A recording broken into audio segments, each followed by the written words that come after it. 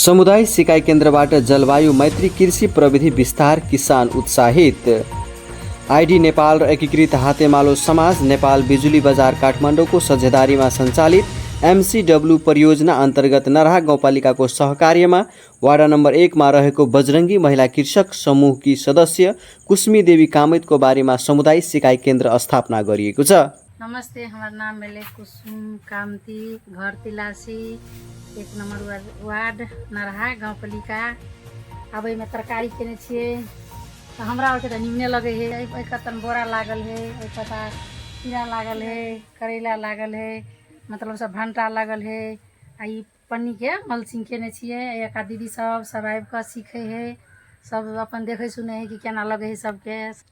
ई संस्था हमरा और के सहयोग केने है के बड़ धन्यवाद दै छिए कि हमरा सब नया में सीखलिए ग। ई सब सीखेला चाहलिए। हमरा तो पुराना खेती बहुत दिन से करे चलिए त नहीं आबे चले, ई नया में हम सब मिलकर सीखलिए ग। जलवायु परिवर्तन अनुकूल कृषि प्रविधि को अभ्यास, आधुनिक खेती प्रणाली को प्रदर्शन, समूह तथा समुदायमा नयाँ कृषि प्रविधिको विस्तार गर्दै किसानको जीविका उपार्जनमा सुधार ल्याउने उद्देश्यका साथ स्थापना गरिएको उक्त सिकाइ केन्द्र हाल विभिन्न गतिविधिहरू प्रभावकारी रूपमा सञ्चालन भइरहेका छन्। सिकाइ केन्द्रमा ड्रिप सिँचाइ, मल्चिङ, उन्नत तरकारी खेती, जलवायु मैत्री कृषि अभ्यास तथा अन्य आधुनिक कृषि प्रविधिहरूको प्रदर्शन गरिँदै आएको छ।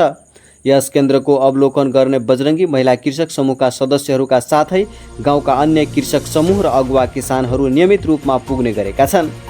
उनीहरूले यहाँ सिकेका प्रविधिहरू आफ्नै खेतबारीमा प्रयोग गर्न थालेपछि खेती प्रतिको दृष्टिकोणमा सकारात्मक परिवर्तन आएको बताएका छन्। हातेमालो समाज नेपाल सामुदायिक विकास केंद्र के स्थापना केने है बजरंगी महिला कृषि समूह में।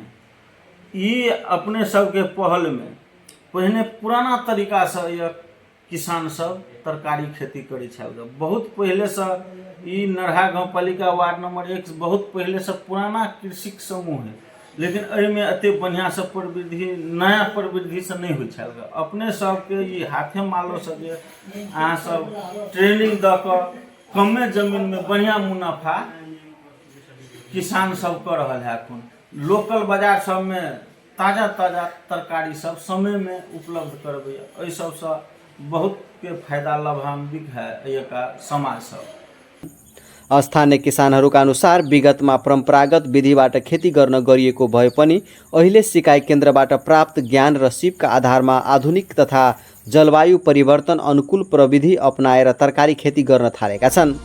नयाँ प्रविधिको प्रयोगबाट कम लगानी, कम मेहनत र बढी उत्पादन तथा आम्दानी हासिल गर्न सकिने अनुभव किसानहरूले साझा गरेका छन्। किसानहरूले यस्तो अवसर उपलब्ध गराएकोमा आइडी नेपाल, एकीकृत हातेमालो समाज नेपाल र एमसीडब्ल्यू परियोजना तथा परियोजनामा कार्यरत कर्मचारी रामदयाल महतोप्रति विशेष धन्यवाद व्यक्त गरेका छन्।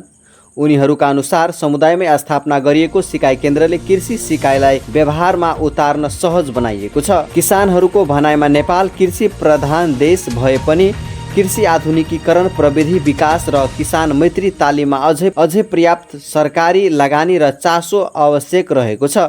यद्यपि विभिन्न गैर सरकारी तथा अन्तर्राष्ट्रिय गैर सरकारी संस्थाहरूले आधुनिक कृषि प्रविधि, जलवायु मैत्री खेती प्रणाली र सिप विकास मार्फत कृषिलाई व्यावसायिक बनाउने कार्यमा महत्त्वपूर्ण योगदान पुर्याइरहेका छन्।